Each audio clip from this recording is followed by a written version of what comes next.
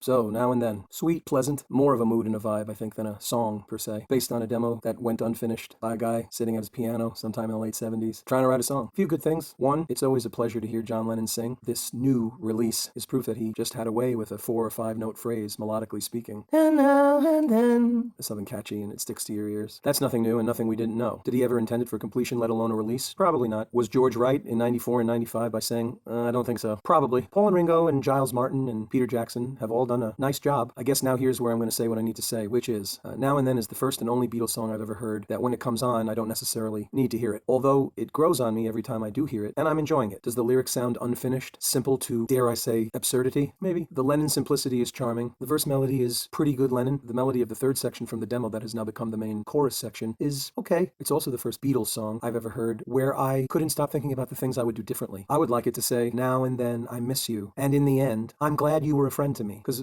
I want you to be there for me. I don't know. I don't know. And I keep saying I don't know because the song kind of sounds like Paul McCartney's recent I Don't Know single, plodding A minor piano. Why didn't you play the main 4-note melodic phrase on George slide guitar to introduce, or have the Giles Martin string section play that melodic theme instead of just the A minor and the G6?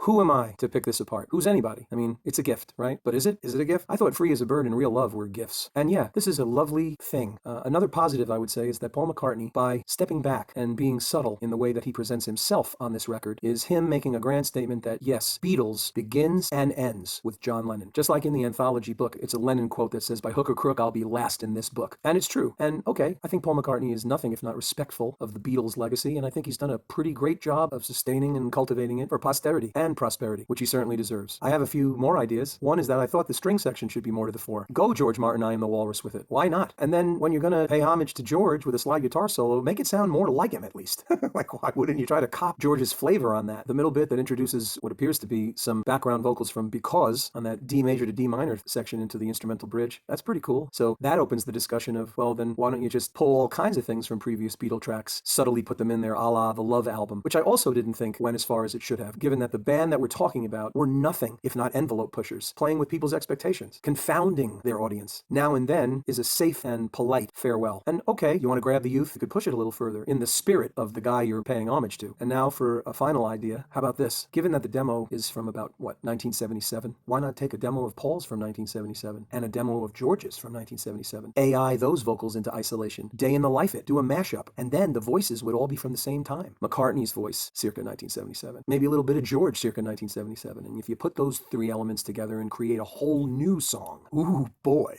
But hey, as always, that's just me. All in all, Now and Then is fun, sad, poignant, moody, a touch unrealized, and quite safe. None of these are terribly bad things. As always, I'll just say, thanks guys.